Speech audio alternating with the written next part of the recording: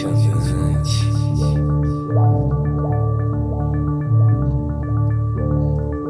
Ouve aí, gente boa, Vivente andante na Terra, hoje com Anderson Antonângelo, professor e poeta, escritor do livro Fantasmagorias. Se liga aí nesse papo sobre poesia. Anderson Antonângelo, tudo bom? Tudo certo, cara, tudo certo, Álvaro, beleza? Professor e poeta, deixa eu te perguntar, a imagem do poeta é a de um bardo? A possível imagem de um poeta é de um bardo, mas não só isso. O poeta pode ser um boêmio, o poeta pode ser um sujeito revoltado, né? O que eles chamam lá, o poeta que encarna o mal do século também. Pode ser um bardo também, né? Depende do poeta. Eu perguntei porque já ouvi você citando isso e também já ouvi você comentando sobre a diferenciação entre poesia e composição musical, como essa coisa de chamar, digamos assim, Cazuza de poeta, o Renato Russo de poeta, é uma questão polêmica. Sim, com certeza. Esse pessoal é poeta ou não é poeta? Não são poetas. Não são poetas. Eu acho que o poeta, ele é popularmente visto como um bardo. Digo isso, as pessoas acho que quando se relatam ao termo poeta, enxergam como, não sei, alguém relacionado à musicalidade, ao amor, necessariamente, essa coisa lírica. E eu acho que isso é só um estereótipo, assim. O poeta transita por, né, diversos campos, assim. Em relação a Cazuza, Renato Russo, Paulinho da Viola, Cartola, Chico Buarque, eles estão num campo próximo da poesia, o campo da composição musical. Mas, do ponto de vista técnico, são campos diferentes, né? Eu acho que é até mais difícil escrever. Em alguns aspectos é mais difícil até ser um compositor musical, porque você está sujeito a mais limitações do ritmo, né, das próprias notas, assim. São campos que dialogam a poesia e a composição musical. Com certeza não são coisas discrepantes, mas não são a mesma coisa, assim. É como, por exemplo, no mundo da prosa, falar da crônica e do conto, assim. São próximos, com certeza, mas não são exatamente a mesma coisa. Isso, né, isso até veio à tona muito com o Chico Buarque ganhando o Camões, e dentro do Prêmio Camões isso ser referendado como também a produção poética dele, mas o próprio Chico Buarque disse também que não escreve poesia, que ele escreve música, composição musical. Assim, isso é uma polêmica técnica, assim, né, na prática. Eu assumo integralmente que eu não vejo hierarquia entre as áreas, assim. Eu não vejo que a poesia é maior que a composição musical, assim como a composição maior que a poesia. Mas assim como eu não acho preciso chamar o Cazuza de poeta, eu não acho preciso chamar o Carlos Drummond de Andrade de músico, assim, também, né? Então, é só uma questão de diferenciação técnica, mas não é uma polêmica que me faz perder o sono, assim. É só uma questão de definição prática mesmo da coisa. Talvez seja por ser um estudioso da teoria literária também, e acaba tendo uma influência da parte técnica, assim, mas não é algo que... É importante que as pessoas consumam poesia e consumam boa música, isso com certeza é importante, né? Se for para chamar de poeta, músico, não importa, desde que consumam a boa cultura, assim, isso tá valendo, tá dentro. Por falar nisso, eu também já ouvi você comentar algo meio polêmico aí sobre um rapaz bastante conhecido que é o Vinícius de Moraes. Ele é o grande poeta que não aconteceu, na sua opinião? Isso até palavras do João Cabral de Melo Neto, né? Que ele e o Vinícius eram grandes amigos. Segundo o Cabral, o Vinícius é o poeta, o melhor poeta que o Brasil não teve, né? E eu acho que, enfim, o Vinícius, né, ele faz o que ele quiser com a produção dele, com certeza, né? Ele fez o que ele quis com a produção dele, claro. Ele encaminhou a produção para algo como meio desperdício do talento dele, assim mesmo, porque ele tem poesia que transita em muitos campos, ele tem poesia existencialista muito boa, assim, eu realmente gosto muito dessa parte da produção poética dele, acho ele brilhante. Mas depois ele decide direcionar muito da produção para essa coisa, né, dos sonetos líricos, da poesia lírica, né, da poesia de amor digerida, assim, né? E aí enfim, eu acho que ele poderia ter utilizado melhor o talento, mas enfim, o talento é dele também. Mas a minha visão como leitor de poesia, né, como quem aprecia, e eu sei que ele soube fazer um bom trabalho, é de que tem uma parte da produção dele que acaba sendo destinada para cumprir esse lugar da poesia lírica fácil, assim, não fácil do ponto de vista técnico, mas fácil como aquela poesia do amor ingênuo, soneto de fidelidade, soneto do amor perfeito, né? Acho que daria para ter utilizado todo o talento que ele tinha e tinha mesmo, assim, de uma maneira mais interessante. Mas enfim, né? Quem sou eu aí, né? Quem é ele também, e por aí vai. Tá aí a opinião de Anderson sobre o poetinha Vinícius de Moraes. E por falar em poesia, o que é fantasmagoria? Bom, fantasmagorias é um termo com o qual eu acabei esbarrando nas minhas leituras, que é um termo que é usado pelo Walter Benjamin, né? Fantasmagoria, dentro da visão dele, tem a ver com o apelo de uma sociedade de consumo fetichista, junto com uma sociedade que acaba se adequando a determinados paradigmas sociais que são, na verdade, arbitrários, né? E não correspondem necessariamente a uma naturalidade. E sei que essa é uma abordagem super, né, academicista, assim, mas na verdade na minha leitura eu gostei muito de ver isso e falei assim, putz, eu reconheço a sociedade nisso, assim, um pouco, eu me reconheço nisso, eu reconheço a arte nisso, como se sociedade, arte, mercado de trabalho, função social cumprissem determinados roteiros. Então a minha reflexão dentro do Fantasmagorias foi sobre algo criado em vários campos, relações sociais, mercado de trabalho, arte mesmo, campos que estão se prestando a cumprir determinadas funções que são simplesmente impostas e culturalmente naturalizadas, mas que não correspondem necessariamente a algo natural para o indivíduo. Então essa foi a minha brisa aí no Fantasmagorias, que foi o meu livro de estreia aí. Essa foi a inspiração inicial, mas enfim, é um livro aberto a leituras também, né? Não sou eu que vou definir qual que vai ser a leitura da pessoa aqui. E inclusive você já está ruminando o próximo livro, é isso mesmo? Próximo livro eu já ruminei já, cara. Já ruminei, ele está agora quase sendo digerido para valer mesmo, né? Esse segundo livro que vai ser o Ruminações, ele já passou por um longuíssimo processo de revisão e agora ele está indo, enfim, para o processo de impressão, tá tudo certo, tá tudo encaminhado. Então, o Ruminações está vindo aí, depois de um longo processo de regurgitação, ruminação, digestão. Agora ele está finalmente aí chegando para leitura e tal. Está sendo um livro feito com bastante cuidado, assim, por todos os envolvidos. Tô bem ansioso aí para ver o processo, o produto final dele. Poesia é algo restrito? Por que escolheu esse caminho? Uma boa pergunta. É um caminho que aconteceu um pouco, eu acho, né? Eu tinha contato com o meu avô bastante, assim, quando eu era mais novo. A minha mãe também era leitora. Os dois liam poesia, mas eles liam prosa também. Mas por algum motivo, alguma questão na poesia, eu não sei identificar exatamente. Não foi uma opção racional exatamente, sabe? Então eu escrevo poesia assim desde a adolescência. Tinha alguma coisa ali que me atraía. Com o tempo eu fui me tornando um leitor mais frequente de poesia.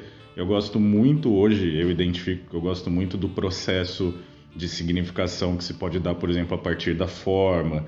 Então tem o conteúdo, mas tem a seleção de palavras, você abre ambiguidades para leituras, o formato do poema, a mancha gráfica pode dizer alguma coisa, o tipo de escolha vocabular, de tempo verbal.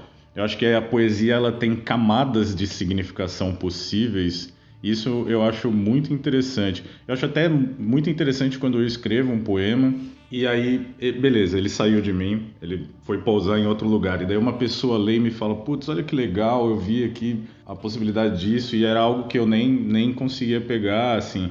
Então, como a gente opera muito no campo da metáfora, no campo da conotação, a maneira como isso alcança outras pessoas também é algo que me atrai, assim, né? O poema saiu de mim, ele pousou em outra pessoa e ele virou outra coisa, eventualmente, assim. Eu acho isso muito bacana, cara.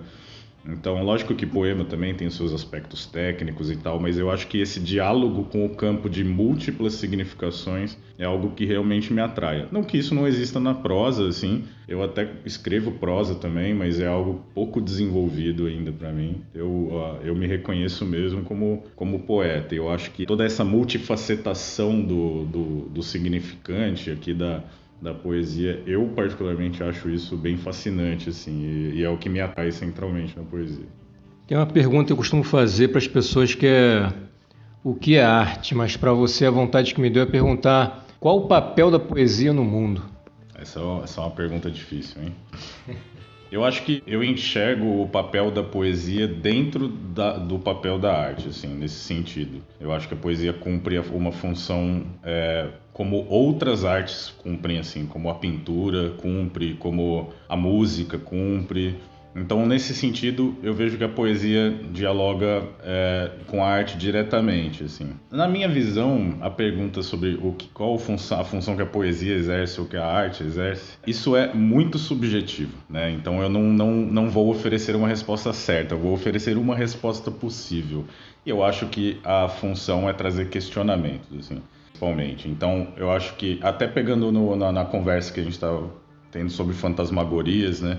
Eu vejo um mundo que obedece a diversos elementos impostos, naturalizados, processos sociais, sem uma reflexão autônoma sobre si mesmo, seja na arte, seja nas relações sociais, etc. Eu acho que a função da poesia é provocar. Eu acho que a função da arte, da poesia, é a provocação, é o incômodo, seria como trazer questionamentos para perguntas que a gente ainda não sabe, que são perguntas que fomentam, né, nosso âmago, nossa reflexão, nosso raciocínio. Namorou com a filosofia aí, né? Eu acho que a poesia, a arte, de maneira geral, a poesia bastante dialogam muito, sim, com o pensamento e com a filosofia. Não é à toa que, enfim, os poetas que eu mais admiro são poetas que transitam numa reflexão filosófica, assim.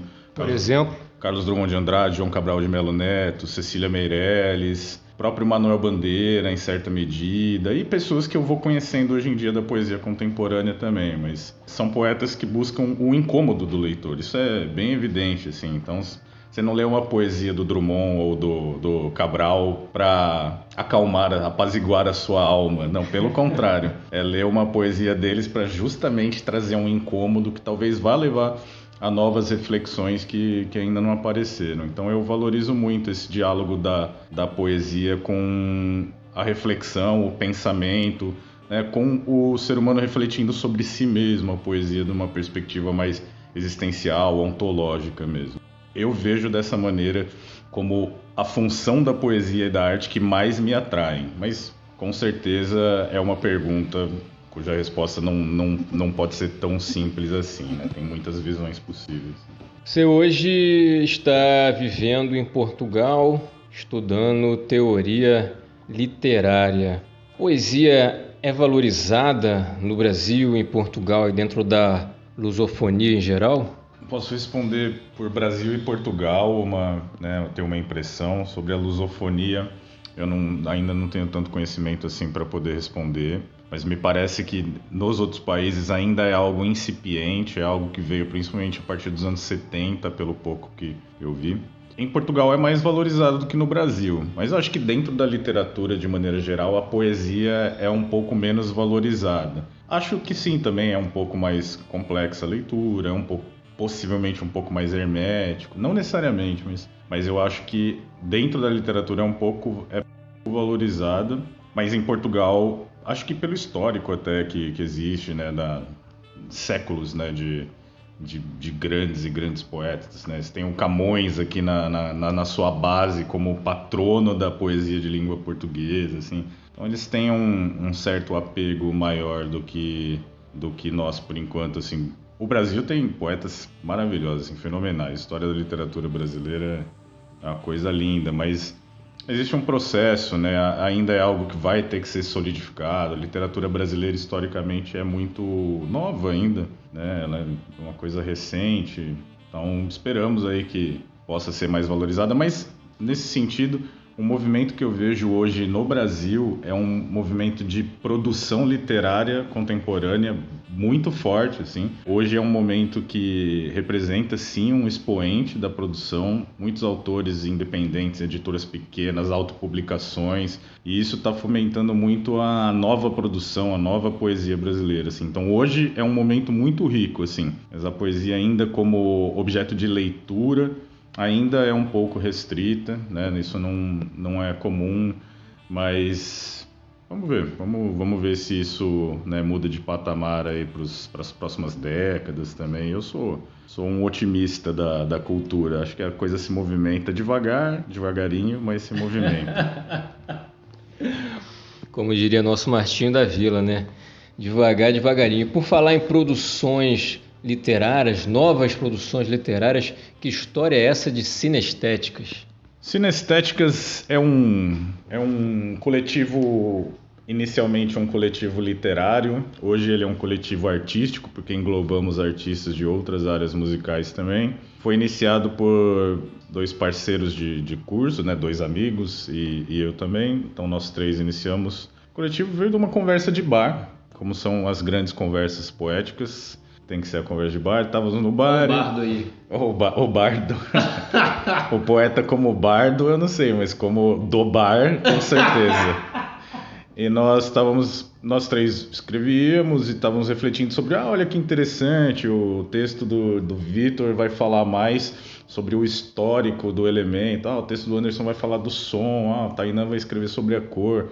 Eu falei, vamos fazer um experimento aí então, dá um tema aí. Vamos lá, semana 1, tema tal. E aí escrevemos, e aí continuamos, semana 2, semana 3, semana 4. Aos poucos o coletivo foi crescendo, né? Fomos agregando outros parceiros. Então hoje, né, dezenas de parceiros já que trabalharam conosco, e parceiros de pelo menos 6 países diferentes, assim. Parceiros que não são só de língua portuguesa também, englobamos outras pessoas. Já tivemos pintores, músicos, designers, tivemos um chefe trabalhando conosco, então ele fez um prato baseado num tema também. E tivemos a oportunidade de trabalhar com grandes convidados, grandes nomes, como Marcelino Freire, Márcia Tiburi, Leonardo Tonos, por aí vai. Então, é um coletivo no sentido mais amplo da palavra mesmo, fazemos tudo juntos, nos planejamos juntos, assim, temos um sentido de gestão coletiva bastante desenvolvido e temos agregado pessoas muito interessantes. Estava até escrevendo agora há pouco para o coletivo, que eu tenho que entregar lá uns materiais para eles também. Mas é isso, cara. Agregamos a partir de brasileiros vivendo em Portugal, mas daí foram se agregando portugueses, brasileiros, angolanos, espanhóis e por aí vai. Assim. Então, é um coletivo muito ativo e com muitos parceiros que temos, assim. Então, por isso estamos sempre produzindo. Vocês jogam um tema e as pessoas escrevem o que bem entenderem, mais ou menos isso? É super livre. Então, vou dar um exemplo. Teve uma semana em que o tema foi azul. Simplesmente o conceito de azul. Vai e escreve o que você quiser. Um lá escreveu sobre como o azul representando a cor da madrugada e a metáfora da lua que perde o sol. Super bonito. O outro escreveu sobre o azul como sendo a verdadeira cor do amor, porque o vermelho não representaria a cor do amor. Eu escrevi sobre a pedra preciosa, o lápis lazuli. E cada um que foi vindo escreveu sobre um elemento diferente, assim. E tem semanas em que nossos textos até dialogam, que a gente fala assim, olha lá, pensamos em coisas parecidas, assim. E tem semana que não tem nada a ver um com o outro, assim. Então, e aí os temas variam muito, é uma música, um conceito, uma fruta, né? um quadro, por exemplo. Então tem muitas possibilidades, assim. E é isso aí, daí cada um produz o que bem entender a partir disso. Se quer produzir um haikai, 3 versos, vai. Quer produzir uma epopeia, faça também. Tem uma semana, né? E a gente lidar com o prazo também é interessante, porque, enfim, não acho que a melhor forma de produção é dentro de um prazo. Mas isso expõe a gente a uma realidade de que escrevemos sobre muitas coisas, sobre as quais não teríamos escrito se não tivermos fazendo essa brincadeira do prazo semanal. Então o prazo também força a gente a terminar as produções. Então estamos na semana 63. Cada um de nós produziu pelo menos 63 textos. Em algumas das semanas nós produzimos mais de um. Então só para os Cinestéticas eu já devo ter produzido cerca de 90 textos, entre conto, crônica, haikai, poema, etc. Os outros componentes também. Já temos uma base com mais de 450 textos de maneira geral, assim. Então, um banco de maluquices ali, aquele drive, cara. Maravilha. Logo à beira vem talvez a pergunta derradeira. Então que não seja em vão. Quem é Anderson Antonângelo na fila do pão? Anderson Antonângelo não é ninguém na fila do pão. É só mais um maluco tentando preencher a lacuna existencial aí. E só mais um. E escrevo poesia porque alguém tem que fazer isso, cara. Valeu, Anderson. Gratidão. Legal, cara. Obrigado. Abração aí pra todo mundo. Valeu, Álvaro. Leiam poesia, minha gente. Escrevam poesia. Comam poesia.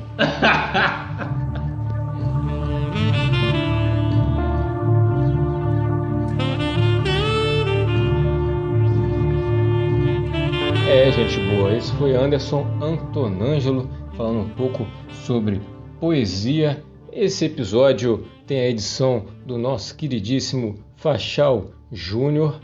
Vai lá no Instagram e segue @viventeandante. Também tem o site www.viventeandante.com com várias reportagens, matérias e tudo mais sobre jornalismo cultural. Eu sou o Álvaro Talarico. Até o próximo.